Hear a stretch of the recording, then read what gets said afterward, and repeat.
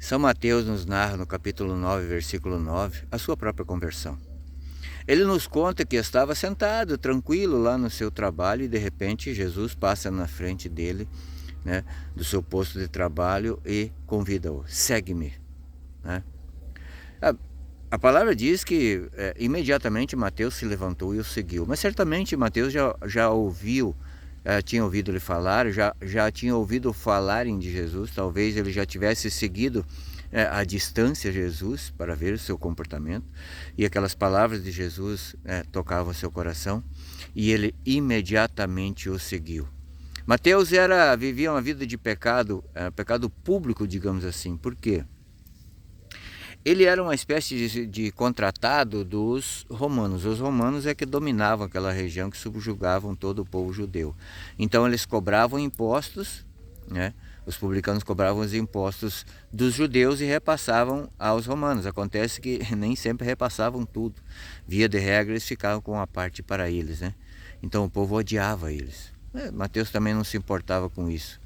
Mateus era, digamos assim, fazendo aqui uma comparação, como os capos, que eram aqueles poloneses que trabalhavam para os alemães na Segunda Guerra Mundial, né? Nos campos de concentração, então, oprimindo o próprio povo polonês. Mas Mateus, naquela hora, só faltava o convite para ele, e ele se levantou imediatamente e seguiu Jesus. E a Bíblia nos mostra que ele seguiu Jesus até o fim, até o martírio, né? Agora, deixa eu te falar de pessoas que talvez receberam esse convite, que também ardia o seu coração, né? Esse desejo de seguir Jesus, mas não seguiram Jesus e não há mais tempo para elas. Essas pessoas estão aqui, ó, no cemitério. Para essas pessoas não há mais tempo de seguir Jesus. Mas deixa eu te falar de pessoas que vivem numa situação de pecado, que talvez seja uma situação pior do que essa daqui, pior do que essa do cemitério. A gente não sabe como foi a vida dessas pessoas, e que Deus as tenha no céu. Pessoas que vivem em situações de pecado, desse pecado que certamente as levará para o inferno. Pessoas que se prepararam sim para a morte, talvez compraram lindos jazigos, né? Para quando morrerem, compraram o terreno, já pagaram para a funerária, tudo adiantado. Se prepararam para isso, mas não se prepararam para o julgamento final. E esse julgamento final só vai passar nesse teste, digamos assim, né?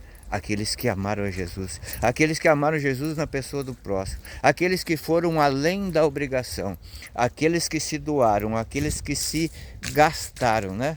Como Santa Maria de Alacoque, que ela, ao entrar na igreja, né, antes da missa, ela olhava para o altar e focava na cruz e nas velas que estavam acesas.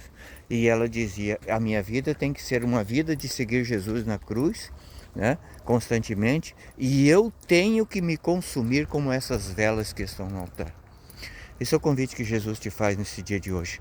Assim como todos os dias, né, nasce o sol para nos iluminar, todos os dias, o tempo todo, Jesus te convida. Segue-me. E aí, bora lá?